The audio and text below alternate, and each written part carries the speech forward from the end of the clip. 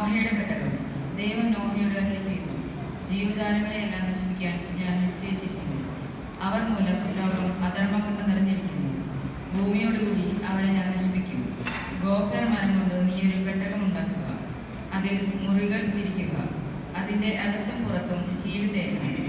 ഇങ്ങനെയാണ് അതുണ്ടാക്കേണ്ടത്. 300 മുഴം നീളം, 50 മുഴം വീതി, 30 മുഴം ഉയരം. മേൽക്കൂരയിൽ നിന്ന് 1 മുഴം താഴെ പെട്ടകത്തിനൊരു ജനലും വശത്തൊരു വാതിലും വയ്ക്കണം.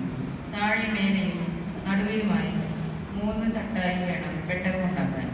ഭൂതലത്തിലെല്ലാം ഞാൻ ഒരു ജലപ്രളയം വരുത്താൻ പോകുന്നു. ആകാശത്തിനു കീഴെ ജീവശാസ്ത്രമുള്ള എല്ലാ ജഡവും ഞാൻ നശിപ്പിക്കും. ഭൂമുഖത്തുള്ളതെല്ലാം നശിക്കും. എന്നാൽ നീയുമായി ഞാൻ എൻ്റെ ഉടമ്പടി ഓർമ്മിക്കും. നീ പെട്ടകത്തിൽ കയറണം. നിന്റെ കൂടെ നിന്റെ ഭാര്യയും പുത്രന്മാരും അവരുടെ ഭാര്യമാരും. എല്ലാ ജീവജാലങ്ങളിൽ നിന്ന് ആണും പെണ്ണുമായി ഈ 2 എണ്ണത്തെയും നീ പെട്ടകത്തിൽ കയറ്റി സൂക്ഷിക്കണം. എല്ലാ ഇനം പക്ഷികളും മൃഗങ്ങളും ഇഴജന്തുക്കളും സംരക്ഷിക്കപ്പെടേണ്ടതിന് ഈ 2 എണ്ണം നിന്റെ കൂടെ വരട്ടെ. നിനക്കും അവയ്ക്കും ആഹാരത്തിന് വേണ്ടി എല്ലാത്തരം ഭക്ഷണവും ശേഖരിച്ചിട്ടുണ്ട്.